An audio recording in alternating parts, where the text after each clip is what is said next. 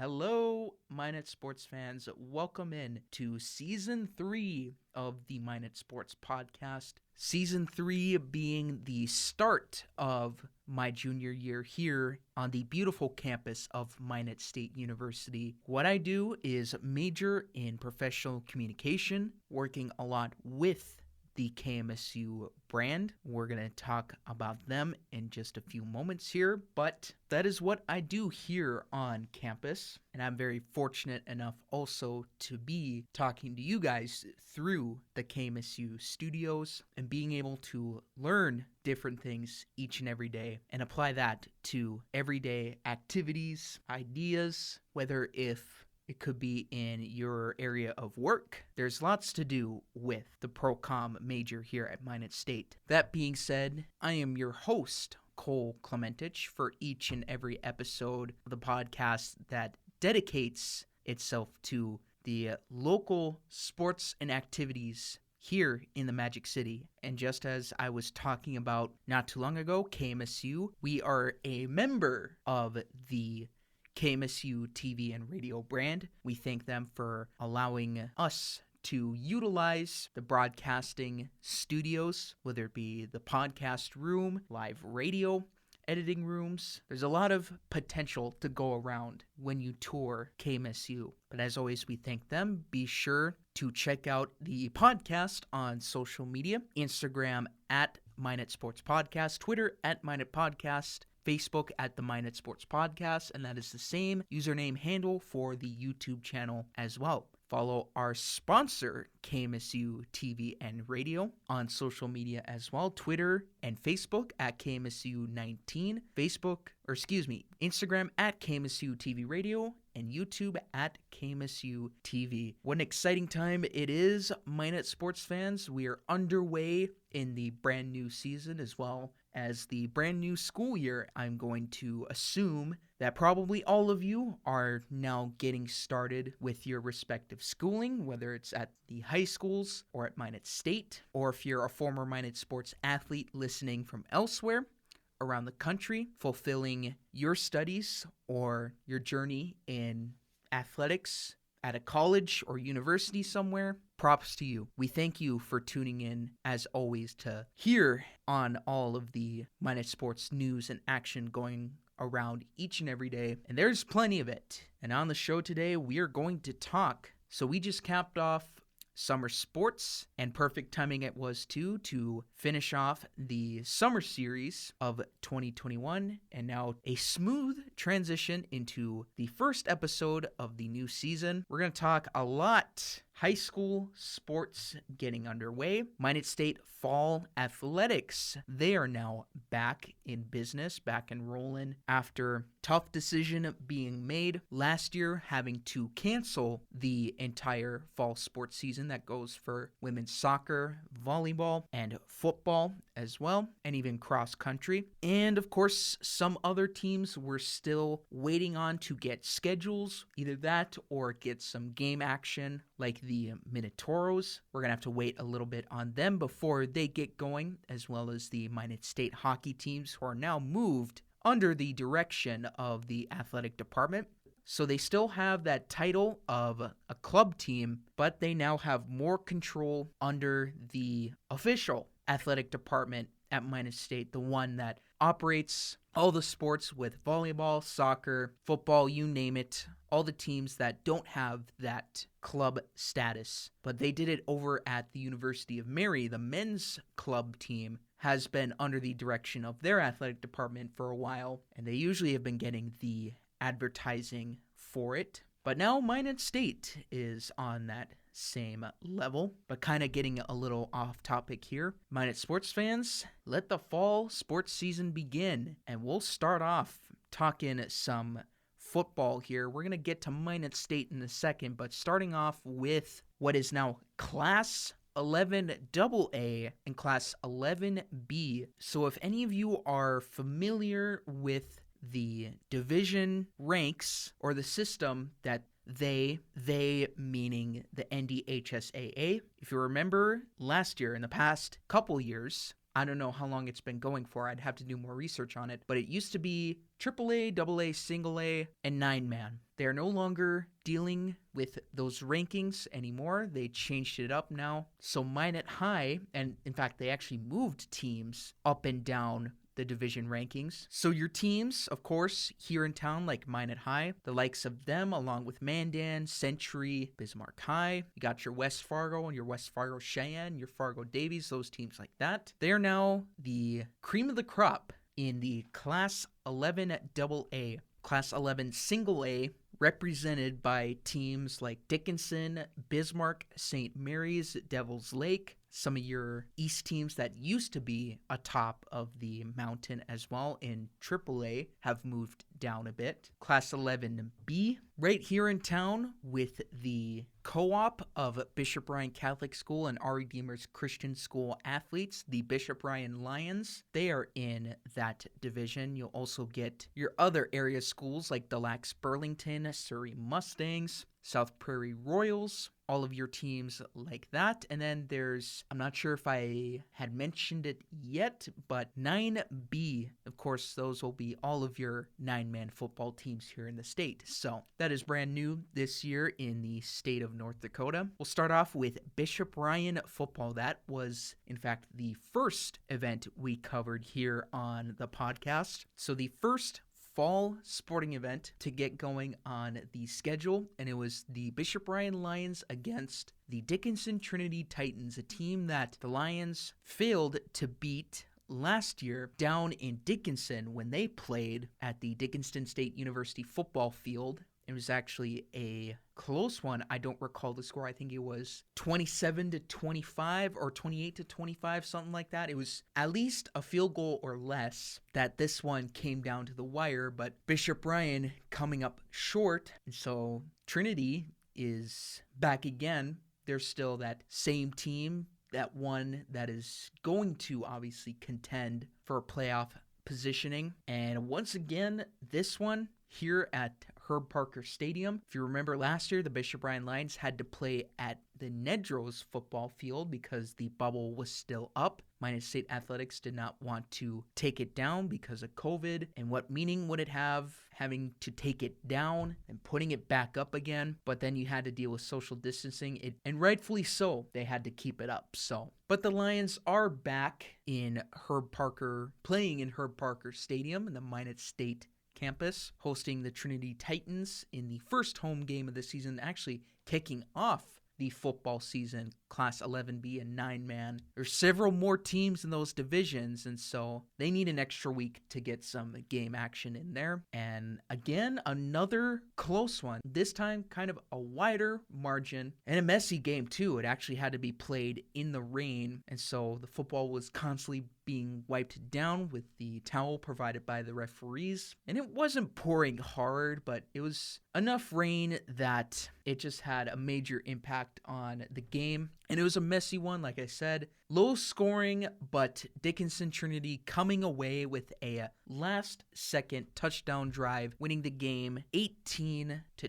A deep passing game from Trinity to end the ball game there on their last offensive series. Although some positives to come away from Bishop Ryan's end of the deal. You know, Roger Coleman, he was not afraid to open up the playbook. Once again, more creativity. This is what the Bishop Ryan Lions offense runs on. It's that creative Wildcat style. That Wildcat formation is something that gives Coach Coleman plenty of options to work with. And with the Lions, keep in mind, they had graduated a lot of seniors last year, and a lot of them, if not all of them, were all skill guys. You talk about Logan Merck and Jackson Veller, Bryson Elm, Nick Sanders at quarterback. That is nearly all your core gone to graduation. And so now it is the Lions pushing the restart button on a lot of positions. And for how messy the game was in the rain, Coach Coleman still using that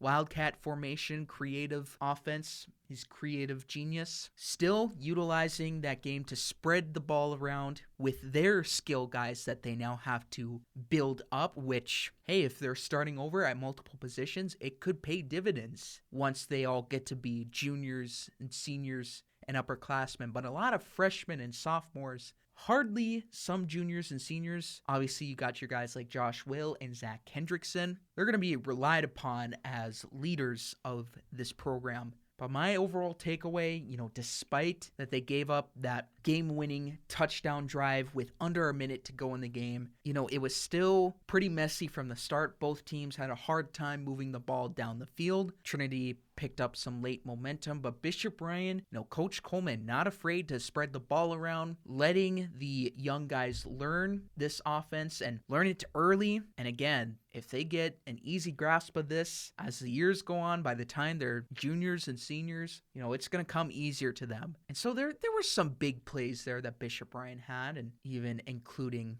that creative offense that I was mentioning. Zach Hendrickson lining up in Wildcat, throwing to a wide open Josh Will over the middle, kind of a shovel pass right there, showing a good example to the young kids of how it's done. Basically, all of the Lions' scores were in that Wildcat offensive formation, which is definitely what Coach Roger Coleman likes to run a lot. Obviously, I mentioned that a few times already. With a lot of new guys coming in to play varsity, the fact that Coach is still able to run his playbook, and you mix that with kids that are young, that are going to grow into this offense, you didn't have to really adjust much from this game. I mean, granted, there was rain and it was messy. It's still hard to move the ball down the field. There's still a lot of skill and a lot of that future growth in skill to be had with this team. 18-12, they were in it. They were in it till the end. In fact, the Lions actually came back. So they fought to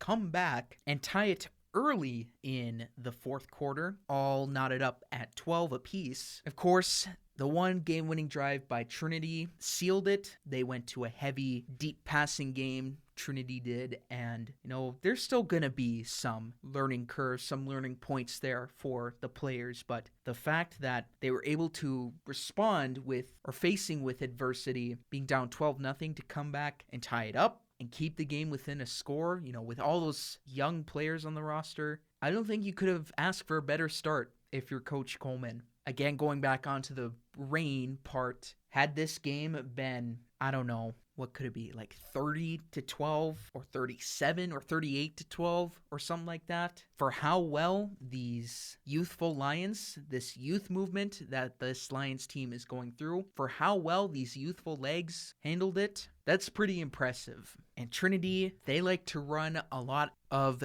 the trips formation, the twin stacks even. Bishop Ryan was running a lot of man coverage in some of those deep passing situations that Trinity was throwing at him. But with Trinity running the twin stacks and the trips formations, most cases they ran the ball and they were all gobbled up by Lion defenders. And this team, one of the bright spots I saw from this team defensively for the Lions were those upfront guys in the trenches and the linebackers blitzing a lot.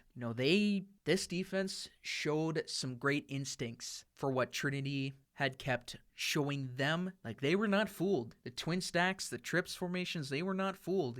The four wide even. This Lions team has good instincts. And although it was a loss, like, you gave up 18 points in your first game of the new season. I know it wasn't the win, but that's a great start. That's a great start for this defense. That's going to build a lot of confidence for them. And I think once the offense is in a better situation, being able to throw the ball better and run more effectively in nicer weather. Of course, these rain games are going to happen once a few times or once in a while, but in a better situation, I think more passes get completed, more run plays are successful, setting up for play action, more successful play action. And even though it was a loss, Bishop Ryan, I think, definitely had a lot of positives to go with this one. Their instincts defensively. Now, I am a little shaky on their secondary because man-to-man, they gave up a little few too many yards, and especially that game-winning drive by Trinity. I am a little skeptical. However, I'm not too worried because I think,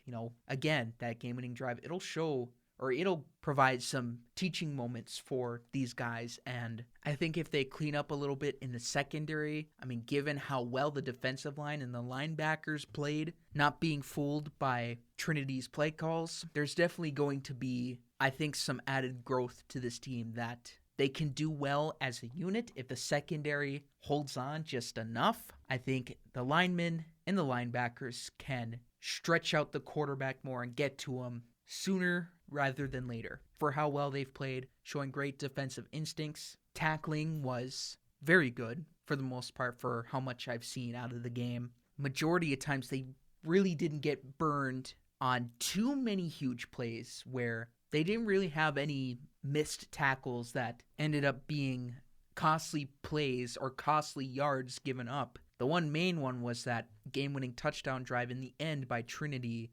That one stings, but of course there will be some learning points, and I think the secondary will just have to clean up from that. But once again, Dickinson Trinity Titans 18-12 over Bishop Bryan. Lions start 0-1. We'll talk more about them later in the show, but moving on to Minot High football, sticking with the sport where it is so key to move the football down the field in a quarterback-heavy sport, especially your skill guys being able to make plays. Minot High, I already noticed a difference from them this year as opposed to last year, and it was a change. Well, obviously the easy one to point out is the change at quarterback. Going from Trevor Emke, who is now a linebacker, I believe inside linebacker for Minot High, but going from him to junior Jaden Sparrow, and the one thing really that stands out is that he's got arm strength. He can fling that thing, and he can fling it well.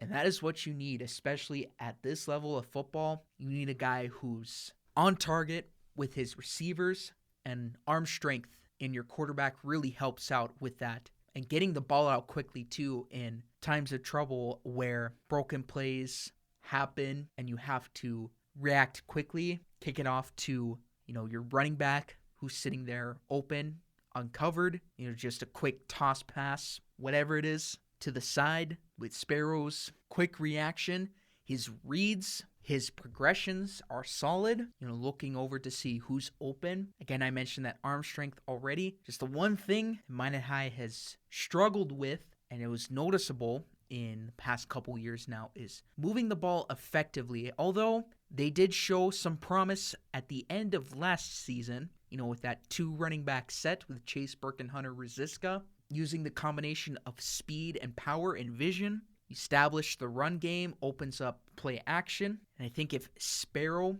he just manages the game well enough, Minot High's going to have success moving the ball down the field. Getting to the score, it was Minot High's first game now. It was a tough break right out of the gate as one of Minot High's starting running backs and a returner. He's a senior now this year, Hunter Rosiska, left the game with injury. And so now you keep him out of the offense, and it is a whole new change that Minot High has to go through. They're still going to run the jet sweep, the motion offense, which is what they like to do a lot. But without your starting running back and strong safety on defense, it's a big change. But I think the one positive thing, if there was a positive thing that came out of this game, and I'll get to the score in just a minute here, Minot High going up against West Fargo to open up their season. Now, this was a week later after Bishop Bryan opened up their season, respectively. Jaden Sparrow can throw the football,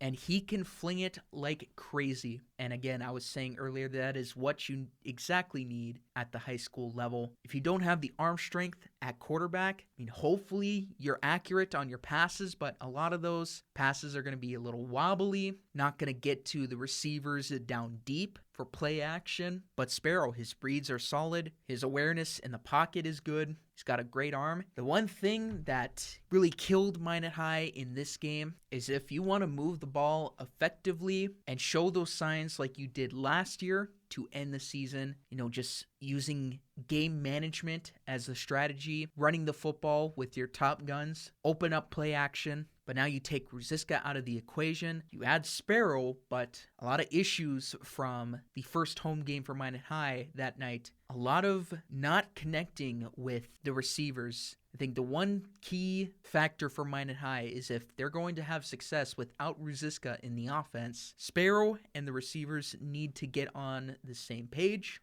because there's a lot of big play potential with this offense. And it was a complete role reversal. You'd think they'd have big play potential at running back. But now that you have Sparrow with the arm that he has and the strength that he possesses, there are a lot of chances for big plays for Minot High. And there are a lot of drops, a lot of missed opportunities. I think if Minot High connects on just a few more of those passes, there could still be a chance for them that they continue drives and moving the ball and scoring in the end zone, maybe just one more time, or even adding an extra field goal to make it a one-score game. But a lot of dropped passes and missed opportunities on offense. Now you have running back by committee. This is going to be a new test for Minot High to be able to find new ways to open up the offense and actually just have guys step up and set it up where Minot High, like Jaden Sparrow, can connect with his receivers, set up some short passing plays where, like some screens or some slants, some short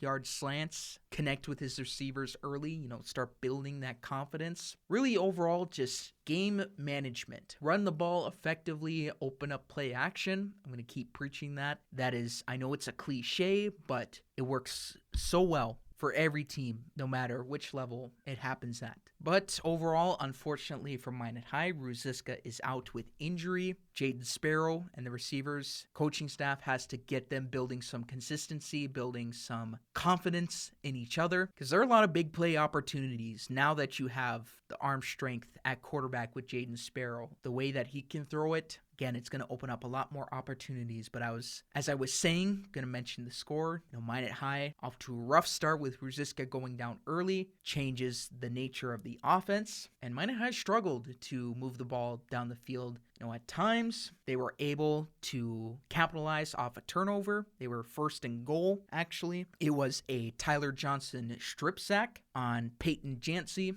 and Jaden Sparrow, quarterback keeper, runs it in, or had to lunge to the goal line. That is how Minot High got their score, but times they had to get lucky, and that was the only scoring that they had. Other times, it was riding the struggle bus, and a lot of 3-and-outs, and there's going to be a lot of adjusting with this offense, and we'll get talking about their second game in a little bit here, but it was West Fargo. There's also a positive on Minot High's defense, but West Fargo comes out with the 24-7 win in Minot High's home opener. The defense, I spoke to Coach Hendershot. He said the defense kept them alive in this game, gave them several chances to win, and the fact that Minot High did not make West Fargo on offense look like world beaters with how well football and other sports are run out east. For Minot High contending with, West Fargo, they're good at times. Other times they feel they're maybe not up to par. But West Fargo showed some promise, at least from their end on that game. And Minot High really kind of also like Bishop Ryan in their situation after their first game. Giving up a few too many big plays, getting beat downfield in man coverage. Other than that, they didn't really let West Fargo run the ball, super effectively. Like, they were able to run the ball good at times, but it just didn't feel like the run game. They were game managing the run game. That's what West Fargo was doing. Really, what kind of hurt Minot High defensively was some big plays down the field. Carson Hagerly getting wide open, using his size and speed created several mismatches, did Hagerly. I mean, running the ball, it was noticeable for West Fargo, but it isn't what really changed the game. They managed running the ball well, and it is mostly that Minot High gave up a few too many yards over the air. But other than that, defensively, they recorded a few sacks. I forgot to mention this about Bishop Ryan's defense, too. I think they picked up a few sacks as well. If not, just pressuring the quarterback a lot, getting to the quarterback. Kind of like Bishop Ryan, Minot High defensively kind of started off slow, but then as the game went on, they started to gel more. Then they started building some chemistry. That front line and those linebackers blitzing up the middle, or those outside linebackers pass rushing, they got to Peyton Jancy at times. And there's some big plays, too, on third or fourth down. West Fargo, they did well enough offensively. They just didn't have that second level type of offense where they didn't really turn it up a notch, where they didn't look like absolute world beaters on the field. And Minot High did a great job, making some big plays on those 3rd and shorts, those 4th and shorts, and they did all they could, really, honestly. Minot High was effective. Again, kind of a similar situation to Bishop Ryan, that secondary. Kind of want to clean that up a little bit. Don't get burned on too many of those big plays. And I think also the key moment for Minot High offensively, I think if you can get Sparrow and the skill positions at wide receiver and running back on the same page, catching the football, it's going to help tremendously. If they build that chemistry, they build themselves up, getting on that same page, that's going to help a lot. It's going to help tremendously. We're going to talk more about that in a little bit on their second game. But that is going to be so crucial for Minot High to be able to, without Rosiska, find a way to get the ball down the field no matter how you have to do it. And I think if you can connect with your receivers that way, it'll help tremendously. So we're done talking about football momentarily. Let's move on to some soccer action. The only level or division that has this in North Dakota is Class A, because, of course, as common sense would have it, smaller towns, smaller schools just don't have the athletic bodies.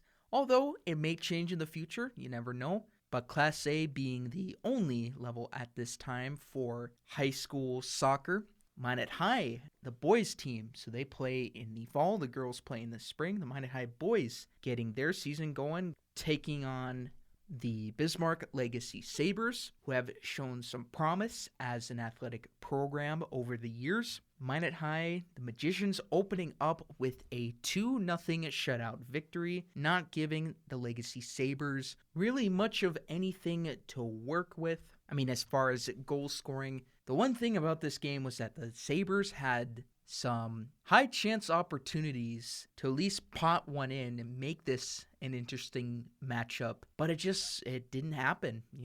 J.J. Duffner was on point. Minot High defense, which has been a real stalwart of this team, a real strength of this club.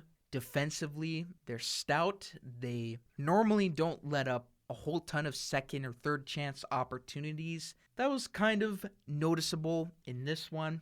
Kind of some things unlike them. Maybe some high danger shots, or at least Legacy trying to cycle the ball around. Normally you would not see much of that. The Magi on defense would just surround you and not even make it hard to score, but also, hard to maneuver, be able to create some space and some high chance shots or opportunities. This game was kind of the opposite for them, although still not letting up a goal. This was one of those games that's probably going to be a teaching moment, just like for Bishop Ryan football and Minot High football for their defense as well. This is also going to be another teaching moment for the Minot High boys soccer team, because Legacy had several chances to get back into it, and it was mostly just to bend, don't break for Minot High, and they were able to pull through with it. But I think if you asked Coach Bachmeier, that there's still some work to be done, and this team can still play at a high level. They still got some quality players. Again, this goes back to what I've been saying about the Minot Soccer Association, that they start kids young and they develop them, they grow into fine soccer players, and this team's going to be good for a while, and so is the girls team. They still have a lot of skill, a lot of talent, but guys that also get it done, on the back end of it. If you were to ask Coach Bachmeier, he'd probably say that, again, there's still work to be done. And if he had one takeaway from this game, Minot High, the important thing is the win, but defensively, you don't want to put yourself into many uncomfortable spots defensively, especially, giving up. It's kind of a little uncharacteristic, giving up some high-quality opportunities, creating for the other team's second chance shots or third chance shots, whatever it is. This team can still score. They're still good on offense, but when it comes to tournament season, you do the same thing you did against Legacy. How much could one of those powerhouse East teams really take advantage of that and eat Minot High up for that disadvantage. Again, still a little work to be done, although I don't think it should be much of an issue. Again, their defense, for how much they score, their defense really is what helps them anchor down in a lot of these games and really build themselves high up in the standings. And heck, they're still undefeated to this day. They're still undefeated. They're playing more games. We'll get into some more scores later. I'm just going to do some analysis of some teams that I've covered as of late, but we'll get into some more scores. But Minot High, even though we're talking that they need to be able to keep a strong defensive mentality and not give up those second chance opportunities, they're still winning games they need to, and they're still winning games where the opponents have provided a good test, a good challenge for this team. The fact that they're still finding ways to win games, what more could you ask from these guys? They're always going to change players every year because of graduation. This challenge happens for Coach Bachmeier every year, I would assume. So the one big thing I would keep an eye on for Minot High defensively, just don't put yourself into too much trouble. Don't give up second chance scoring opportunities like I've been saying. But overall, you can't really complain. They're still winning games, ones that they need to, and games where they're just pulling away from tight contests against good teams. And really, you cannot ask for anything better than that. But we'll see how it transfers over into tournament season. I don't think we have anything to worry about with this team, even with them still winning a whole lot of games. So regardless of that, Minot High opening up with a 2-0 home win against the Legacy Sabres. We'll talk about scores with them in just a moment. Moving across the town to another field that hosts soccer games at the Herb Parker Stadium, Minot State Women's Soccer, pun intended, kicking off the 2021 fall athletic season for all Minot State sports. The first official home game against Regis University. They are actually Northwest Denver, if I am not mistaken on that. Fact check me later. Hopefully I should be right on that, but if not, don't be afraid to check that for any accuracy there. But Minot State women's soccer kind of, for the past couple years, going through a rebuild phase. Before that, they looked really good on the pitch. They just had great scoring, especially coming from Sophia Lewis, Minot High alumni and Minot High legend too for girls soccer. They just had solid depth everywhere. They were built to win, but kind of slipped a little bit down the rankings these past couple years, going through some phases, but I think they're rather closer to getting back up to that stage than most teams. But Minot State, in their first home matchup, I guess you can consider this regular season now because they had played a home scrimmage with the Magic City Legends U19 girls just across town. But this game was not a good start for Minot State soccer. Didn't really come prepared or ready to play. I don't know what division Regis University is, but for the entirety of the first half, it was all controlled by the Rangers. It was 3-0 when halftime hit, and some of the problems that did not help Minot State's case, the Beavers, a lot of missed passes, not much intensity defensively, and you can't really fault them all that much either because they were a victim of some bad luck plays. Just lucky plays that went in favor of Regis. Some plays, a dangerous loose ball that was headed in, and then a ball mishandled by the Beavers goalkeeper Maddie Kindred starting that day, and then another header of a goal, but it was a free kick up the middle that just redirected up and over. Nothing Kindred could have done about that one. A lot of bad luck for the Beavers and just not connecting, not being on the same page when passing the ball. Defensively, Regis was just able to set up and send in, like I mentioned, a quick shot. That was a dangerous loose ball. I think that actually came off of a corner kick, but they had several high chance opportunities, and of course, most of them missed the net, but you do that a lot, there's going to be bound to be a moment where Regis hits on one of those, and for sure they did it 3 times, and Regis just controlled play for the majority of the first half, and Minot State was struggling in transition. They were struggling to get some, or at least get a lot of high quality shots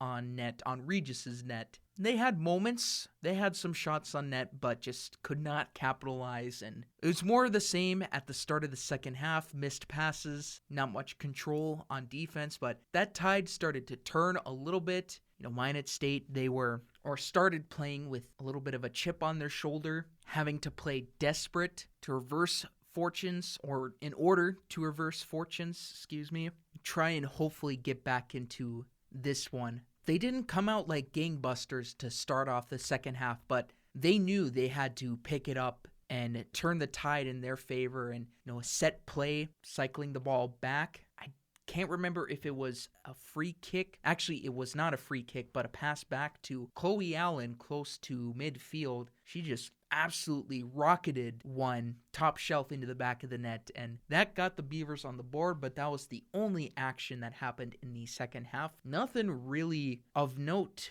in that second half of that game other than the Chloe Allen goal. Mostly was just back and forth, and Regis University comes to Minot and spoils the Beavers home opener 3-1, the final score there. But the good news that came out of it, at least the Beavers got a goal, and that means Minot State Fall Athletics is now underway, and it's going to be a memorable one too, given the situation last year of having all games during the fall season canceled, every single one of them. So it is for sure redemption season this time around, and Beaver fans, hope to see you guys around campus. It's going to be a lot of fun. Next up, another team to give some insight on, the Redeemers Christian School Volleyball team. I believe in the interview that I did with Kara Nunziato, the head coach of the Redeemers Knights, I just want to clarify one thing here. I actually just need to find it. So I said 6-peat. He's showing flashes of that 6-peat. I got the number wrong. The 7-peat, So this team is coming off a 7th straight appearance in the North Dakota High School Volleyball State Tournament for Class B, which for how the landscape is in North Dakota with all those teams in Class B, only 8 make it to the state tournament, and there are a lot of teams vying for region championships to punch their ticket to the state tournament. There are a lot of teams out there, and to be one of the 8 is really hard to do. To do it 7 times in a row, that's a whole nother thing that's super impressive in itself. And you hope to see our Redeemers capitalize on one of those appearances and come away with a state championship, hopefully in the near future. But I just wanted to clarify that on my interview with Kara Nunziato, the head coach of Redeemers Volleyball. I'll actually have that posted up on the Instagram later. But the Redeemers Knights, their home opener was just this past Thursday. I'm actually recording this on Tuesday, September 7th. So last Thursday was their first matchup of the season, and it's against, how I said, to be one of the 8 teams going to the state tournament, that is super hard to do. Well, their first opponent was none other than one of those former teams in that big tournament, the Kenmare Honkers. I forget what region they're in. I'll have to do some research on that, but they are not a stranger to the state tournament. So they are a good volleyball program up there in their neck of the woods. And our Redeemers, they continue to show flashes of their 7-peat. Like I've been saying, 7-peat. I said 6-peat in the interview. I meant to say 7-peat. They continue to show those flashes, and you got to be very happy about that. Like the amount of recycling of athletes graduating and still being able to identify talent along the outside, and athleticism at libero too, even. The culture that is built within this club is astronomical. It is well built, well done by our Redeemers. They continue to prove their worth, prove expectations, and they're worthy of it too. And they continued to show those flashes again against Kenmare, going up 2-0, but you knew Kenmare wasn't going to go down early. So they took one set, and you thought, okay, Kenmare's good. They were probably going to take one at some point. But if had RE Demers swept them, boy, just imagine how that would have looked in a state tournament environment, or how much that could really boost RE Demers' stock. But in this first match of the season, RE Demers goes up 2-0. Kenmare takes the one, and then you kind of see, well, Kenmare, they're starting to get some momentum on their side. And a lot of times, the volleying, just the constant back and forth, like there was no score, I want to say past 7, I think. No score higher than 7. Like these were close matches. It was 25-22 for the first 2 sets that RE Demers took, and then Kenmare 25-18 in the third set. And now you get the third set going, and RE Demers kind of struggling a little bit out of the gate to build some consistency. They had one moment in there where they went on a run. They went on a tear, scoring, 6 or 7, maybe even 8 points straight. They really showed those 7-peat flashes, but that was really the only huge run they went on. Other than that, for the most of the match, it was just volleying back and forth, rallying back and forth, and just back and forth scoring everywhere. And, Kenmare's good. And then they win that one match, and that instills some confidence in Kenmare. And once they took that first set, that's when things got a little shaky for RE Demers, because in set 4, both teams would go or reach 24 points each. So now you're in a situation where you have to win by 2. Of course, that's how the rules work in volleyball. And I was thinking while watching that match go by that if RE Demers dropped this 4th set, that their chances of winning the match would be decreased significantly, and that you just fed Kenmare all this ammo and they just took and ran with it. And RE Demers, they came so close in the 4th set to closing it out. Again, I was saying about the interview with the head coach, or at least the coach mentioned it. I didn't, at least I don't think. They had chances to close it out, and Kenmare just would not go away. And Kenmare would rally on to force it past 25 to get the set 4 victory, 26-24. And so just the tires just came falling apart for RE Demers. And now you have to go to a set 5 where all the momentum is on Kenmare's side. That is, even if you're at home, that is really tough to overcome. So RE Demers blowing a 2-0 lead and just unable to overcome Kenmare's resiliency as the Honkers with the reverse sweep on RE Demers, 3-2 in 5 sets at RE Demers. Tough matchup, but I mentioned in the interview, this is a good test because this can help get the girls going in the season early, because they can look upon, what did we not do? What did we see in this game against a good opponent where you might meet in the state tournament in the future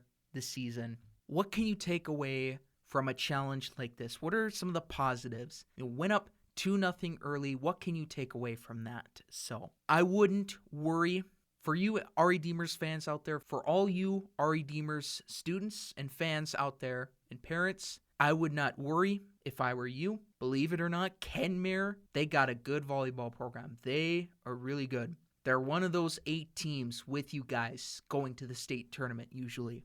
I wouldn't worry about this one. 2-0 really just came down in destruction. Really a tough way to lose, but you had those flashes. You had those 7-peat flashes. Again, they showed flashes that they're still going to be good because of the culture and the identity that they have set in place. So once they get to conference play, I wouldn't be too concerned about them because I think they're still going to be that good and still winning matches they need to and winning against other good teams as well. But RE Demers, they can easily set themselves. They can easily outclass several teams in their conference. So not to sound cocky, but RE Demers, I would not worry.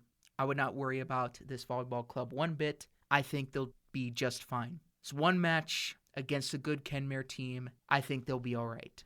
and we'll see how they do. So again, 3-2 loss to Kenmare. This should help them learning what they can take away from this. And once they get to conference play, with how well they did against a good team like Kenmare, especially going up 2-0 early, where they had several chances to either sweep or win in 4 sets, it's only going to help them once they get to conference play. So I would not be worried one bit. So we'll see how our Redeemers does. And before we get on to our next topic of discussion here, I just want to remind you guys to follow our sponsors, KMSU TV and Radio. It's the brand name for the live TV and radio stations here inside the Minot State Professional Communication Department. Yes, we changed the title of our major, going from Broadcasting and Professional Communication to just Professional Communication. We are a major, we are a department of studies that we are more than just cameras and tripods and all sorts of tech. We're more than just, being behind the camera or being on set in front of the camera. If you want to check out all of our productions, be sure, I've been kind of rambling on about this, but there's a lot of opportunities, like I said, with KMSU TV and Radio, but go check them out on social media, Twitter and Facebook at KMSU19, Instagram at KMSU TV Radio, and at YouTube, where you can find all of those past productions and see what it is like here in the department. Us students being able to help out. KMSU TV is the username for the YouTube channel. Of course, we thank KMSU for allowing us to record in the studios each and every day, get behind the mic. We thank them for their sponsorship and support of the Minot Sports Podcast. We'll be right back after this quick break. Welcome to KMSU TV and Radio.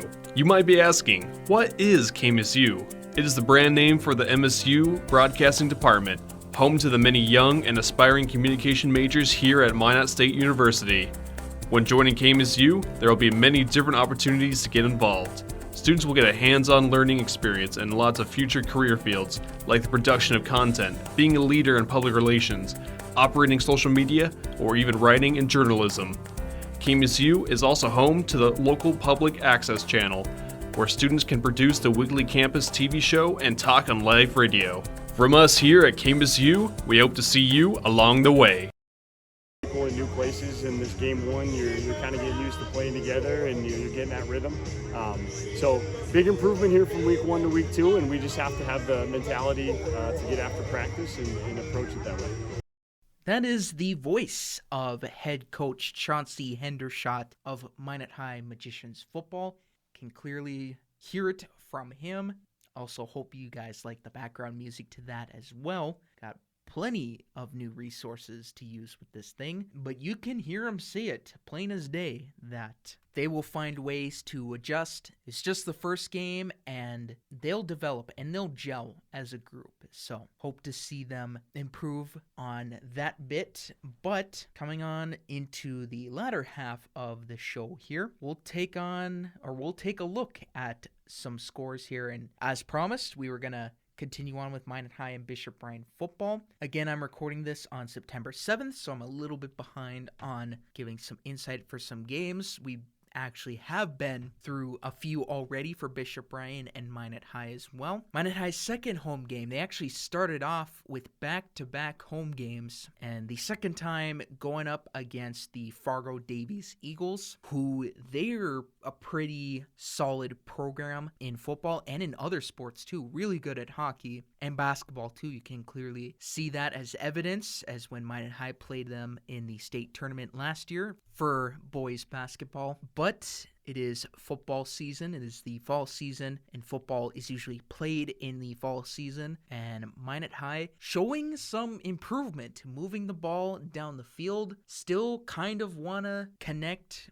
I think for Jaden Sparrow and his receivers still kind of want to connect more. I kept saying that there are more chances, more opportunities for big plays to happen down the field he was not afraid to take shots, but they were just not able to connect. But they did show some progress. Although they're now 0-2 on the season, Fargo Davies takes it 26-20 at Minot High's barn. Magi did show some progress, moving the ball down the field, utilizing a short passing game, no slants, screen passes, really utilizing that motion, that jet sweep formation to the fullest. And that quick passing game actually did help them score one. It was a touchdown pass to Thomas Drago at the goal line within goal range, and that seemed to help a lot. The Davies linebackers were backed up, not able to react in time. And then it was actually Minot High that opened the scoring of the game. Ty Kitchen with a kickoff return for a touchdown going all the way to the house, providing something nice for the highlight reels there. And their second touchdown, it was actually Fargo Davies had the ball inside deep in their own territory, and they tried performing a flea flicker, but I couldn't see who it was, but they lost the football. It was a fumble, and Minot High was able to pounce on it in the end zone for the score. But Davies, like West Fargo, was able to utilize a few more big plays to their advantage and incorporate a short passing game that Minot High was not able to overcome. Davies was just better off moving the ball more effectively than Minot High. It was an arms race early and had a little bit of everything, but Davies was able to move the ball more effectively, and what kind of hurt Minot High in this game, committed pick 6 there by Jaden Sparrow. Turnover on downs also. Davies was just more effective offensively, and Minot High giving the team chances to win last time against West Fargo. Had a little bit more difficulty trying to handle a Davies squad that good. Still only giving up 26, a 2-point difference from the first week to the next. But turnovers by Minot High offensively doesn't help the case, and Davies was just able to capitalize more on that. Minot High did show some great fight in the end, trying to come back. They actually came up just short, and there was one instance where the defense could have stopped Davies on, I think it was a 3rd or 4th down or something like that, 3rd and short, 4th and short. But Davies was able to pick up the first down and clinch the game and head off into victory formation. But Minot High showed great fight. That is, I think, one thing that Coach Hendershot liked from his group, especially going up against East teams that are often thought of as really the superior opponents of, despite the West dominating in the state tournaments usually, the East teams, they have a lot of kids and they have a lot of talent up there, and Minot High defensively really did not make West Fargo or Fargo Davies look like complete world beaters, and that could be a positive sign for things to come for when they get into conference games against teams of their own that maybe they have a better chance of winning or competing against with. But Davies just edging out Minot 26-20. I was not at Bishop Ryan for their home opener for volleyball, but taking on the Velva Aggies 3-1 in 4 sets, the Lions win it there. They are 1-0 to start. Well, I guess not counting the Cole Country invite, not counting that, they are 1-0 to start on the season. I guess I probably should count that, but I don't know. I did not get scores from that. I got some scores, but I did not get all of them. So Bishop Ryan volleyball, nicely done. Getting the win at home, Minot High Magicians Soccer getting wins against Williston and Bismarck High last week, 4-1 and 2-0. That's a premier matchup against Bismarck High. I believe they were in the state championship last year, so to get a big dub like that against a really good Demons squad, hopefully Minot High can find a way to translate that into some wins in the state tournament. Minot High Majets Volleyball, I was not there for that matchup. I was actually taking in the RE Deemers' first volleyball matchup of the season. When was the last time we saw Minot High Volleyball sweep an opponent, whether it was a Williston or Watford City or a Century or Bismarck High, whoever it is? It just feels like we've never seen that before, or it's been a long time since we've seen that. And Minot High, MHS Volleyball team, credit to them, opening the season a sweep 3-0 over the Williston Coyotes. That is a start. That is a good start for where this club, if they want to go in towards the right direction. I think it helps kickstart that tremendously. So great job there for MHS Volleyball. Minot State Volleyball in the Washburn Invite down in Topeka, Kansas. Unfortunately, not getting a single match win. 0 for 4 on the tournament or the invite, however you want to call it. 3-2 versus Cameron University, swept by University of Colorado, Colorado Springs, 3-0. 3-0 loss versus Washburn and William Jewell, although the Beavers do pick up one set there against the Cardinals, still 3-1 in 4 sets. Minot State Football getting started after a couple of long years, and unfortunately not much better than the volleyball team, dropping the first game of the season to Augustana, the Augustana Vikings. They're looking really good after this one because Minot State losing 49-0. Their top guys just could not get anything going. Augustana was all over the Beavers in that one. On a positive note, Minot State Golf, the men's team, taking second place with a plus 47 over par in the Jimmy Fall Invite, and the Minot State women's team taking first place, 83 over par. Anya Ross, congrats to her. She takes first place in the individual rounds with a 15 over par. Minot High Magicians Tennis off to a hot start on the season, recently picking up a 7-0 shutout victory over the Williston Coyotes. Again, one match where they should have secured easily. A close one against Bismarck Legacy, but they edge them out 4-3.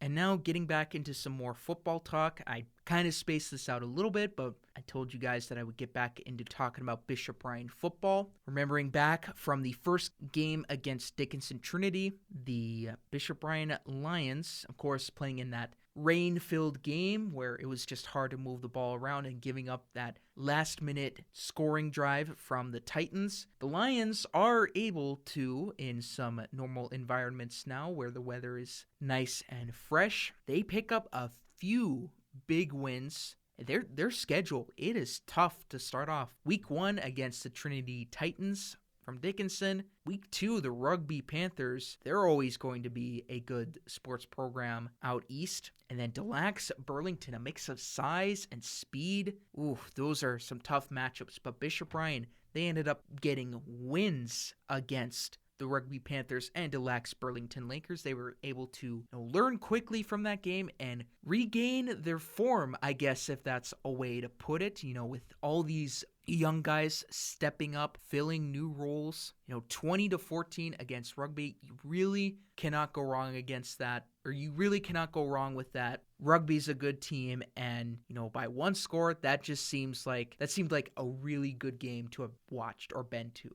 And then convincingly, even more impressive, 34-22 against Delax Burlington. It seems like the youth, along with the mix of some junior and senior skill guys, and most of the veterans are on the offensive or defensive lines, really being leaders for this team, like I said earlier. But the youth on this team really starting to find their roles, and they're putting up points for it. And with all the guys they lost to graduation, it seems like they haven't missed a beat. With this playbook that Coach Coleman has set out, it works. It is a skill-based playbook, and it just seems to be fitting really well for these guys, and they're catching along quickly. And I'm going to say it again. Once they get a lot of experience in the system, this Lions team could be really good in the next couple of years, and they're still going to be good as well, because with all the guys they graduated, all the guys they sent off into the sunset, if Coach Coleman is still finding replacements with these younger kids that are learning the varsity game, especially at skill positions too, that is huge. Because I know experience is key, but the fact they're getting wins against good teams, it's a challenge for coaches to have to replace several positions. But the sooner they figure out their roles and they get used to the system more and more, the fact that they're scoring this much, they're playing in high pressure situations coming up huge. Super impressive. So Bishop Bryan Lions now 2-1 on the season. We'll continue to oversee the growth of these young guys and the leaders contributing huge.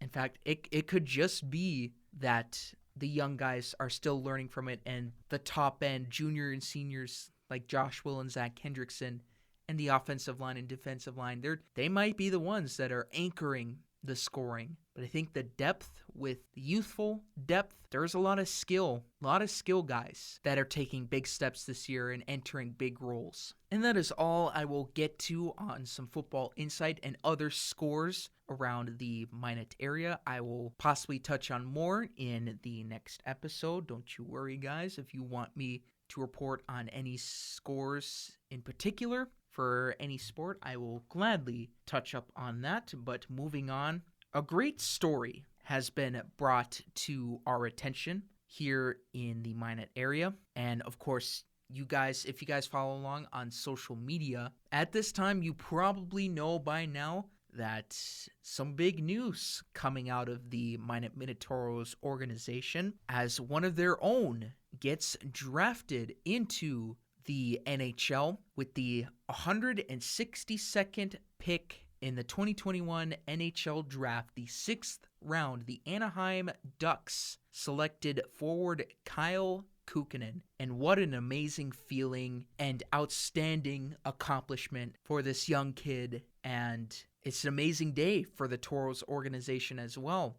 There are hardly any guys from the North American Hockey League that get drafted. There were 2 this year. I believe it was the Shreveport Mudbucks that had the other draft pick. I would have to look up on that, but I do know there was another team in the NAHL that had a player get drafted into the National Hockey League. But 6th round by the Anaheim Ducks, Kyle Kukkonen is the selection. We were fortunate to have him on for some post-game interviews during the Toros this past hockey season. He is a player that is just all over the ice. He is relentless, 200-foot guy with skill, can eat precious minutes on special teams. He plays both power play and penalty kill. He's a fast skater. A lot of his speed he was able to utilize to his advantage on several penalty kills, where if he gets loose with the puck, he's on a breakaway, you're not catching him.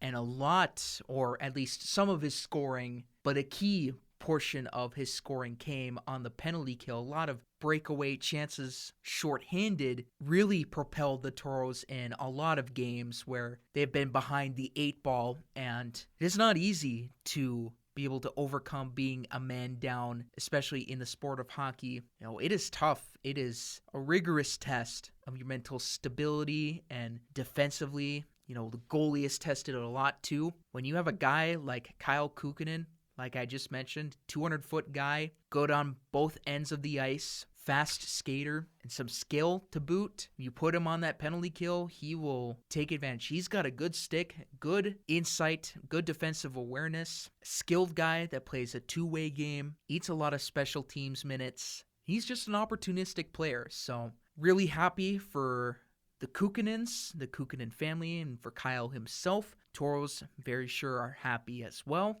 Big monumental moment for hockey in Minot. So congrats to Kyle Kukkonen and congrats to the Toros as well. He'll be off to play college hockey at Michigan Tech University. And if all goes well there, he develops, he uses the college game to hone his skills and get better.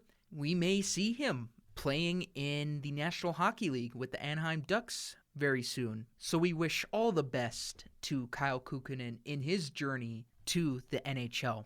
I actually remember at the beginning of the hockey season last year that the Toros had a scout, a pro-amateur scout from the San Jose Sharks. I mean, part of it was most other leagues couldn't play, like the major junior leagues up in Canada. They did not play to start because of COVID, but scouts, they kept busy. They kept their schedules locked up to go to some games, watch some players, get a good eye on some guys, and who they think will be able to help out their teams in the future. But the Toros did have a scout from the San Jose Sharks come by. Don't know if it was for Kyle. I actually do not know. I don't think Kyle was with the team at the time there, but he saw something there that caught his interest that the San Jose Sharks were interested in, and we don't know yet, but it is not unusual that we see professional scouts come along for some games or some practices, whatever. And speaking of professional scouts and professional teams coming to visit, take a look at some guys that they're interested in. In fact, it is also happening with the Minot State football team. Despite the 49-0 loss to start the season, they are getting some interest, some heavy interest actually, from several NFL teams. They have had come over to the Herb Parker Stadium to watch several practices. Some pro scouts, ones representing the Detroit Lions, the Indianapolis Colts, the Kansas City Chiefs, Minnesota Vikings, Las Vegas Raiders, and Arizona Cardinals. And I believe that is all on the list there. I might be forgetting one there, but that is all that is all I remember from that. But yeah, several teams. That is a lot of teams. So Minot State fans, be on the lookout because we could see somebody go from Minot State Football Division II to being drafted into the National Football League this spring.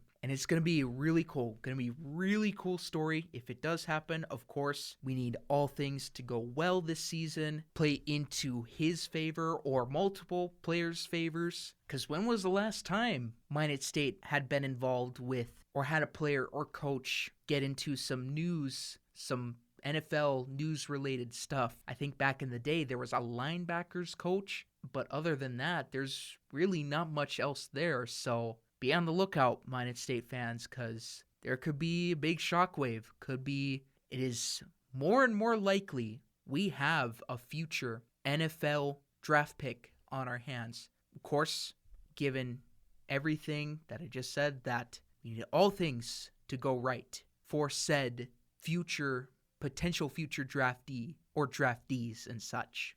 And who knows, there could be more teams on the way. So we've already had several. Who's to stop more teams from coming? There's clearly a lot of interest there, and with that much competition between teams, vying to get this guy or guys, whoever it is, that's only going to boost our chances of having him get drafted or be an undrafted or sign as an undrafted free agent. It'll just be a matter of who can make the best pitch. Or if he does get drafted by someone, it just increases the odds of him getting in. So great stuff coming out from Minot State Football.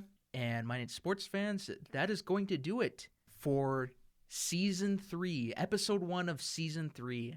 I want to thank you guys, as always, for tuning in to each and every episode.